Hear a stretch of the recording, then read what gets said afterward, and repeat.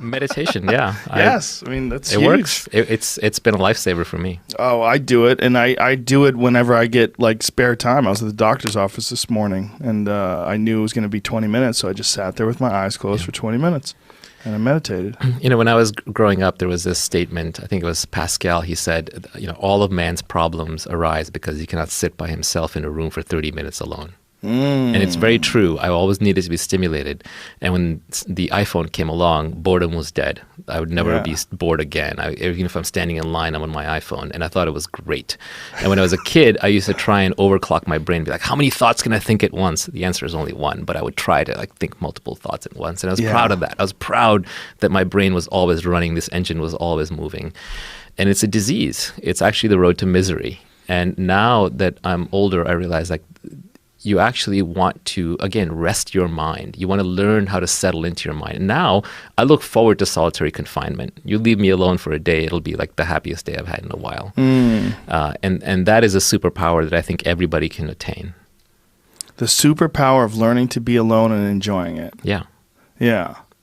Well, I think it's critical, and I do think that these times where you just think about things, just be alone and think about things, are so rare these days.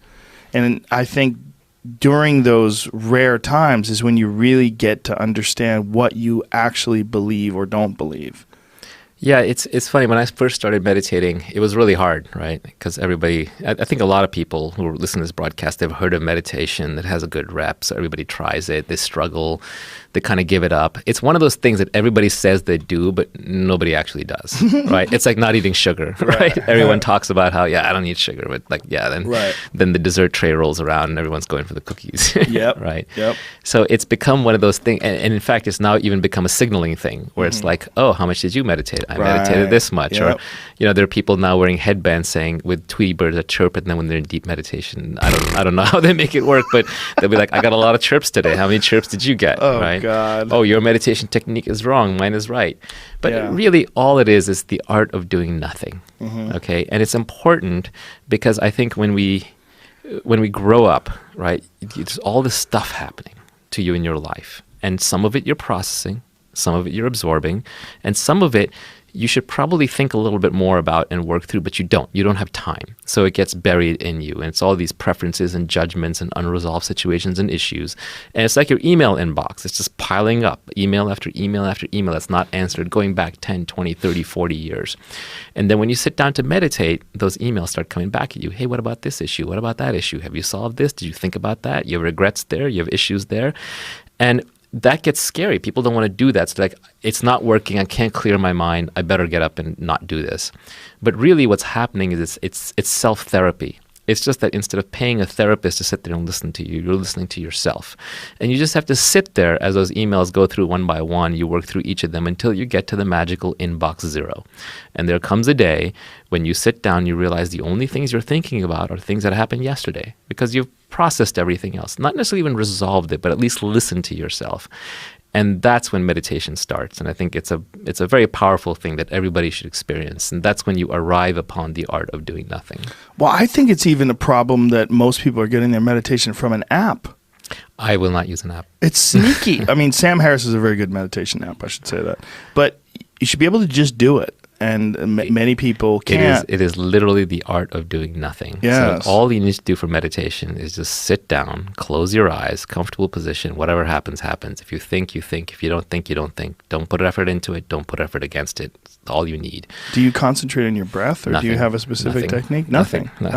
No, you just sit. You just sit. I think about my breath. That's all I do. I try to only concentrate on breathing. I used to do that, but at some level, all the concentration, every meditation technique is leading you to the same thing, which is just witnessing.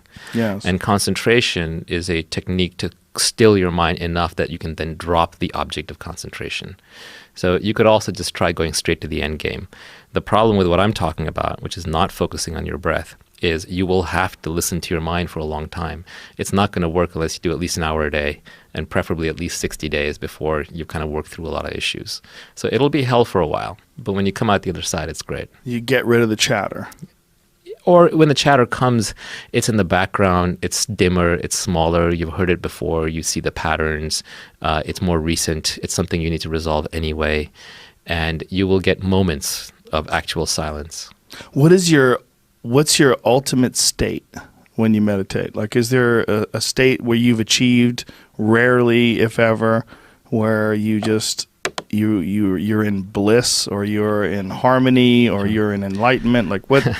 It's kind of indescribable, because when you're really meditating, you're not there. When there's no thoughts, there's no experiencer, there's nothing. There's just nothing. So it's hard to describe, but I would say that it's like you can definitely, every psychedelic state that people encounter using so-called plant medicines can be arrived at just through pure meditation. And I've definitely hit some of those states. You've hit some transcendent psychedelic states where you're hallucinating the whole deal? I've had trippy visuals. I've had the lights and colors. I've had the so-called downloads. I've had the realizations. I've had the bliss. I've had the light. I've had the colors. But not every time. No, it's rarely. And in fact, I would say that's also like an experience that you can start craving, which will then actually take you out of meditation. Where you really, and I'm not enlightened or anything close to it, so not even the ballpark, but my own experience, and this is just personal experience, is the place where I end up the most, that is really the one that I want to be at, is peace. It's just peace. Peace, happy.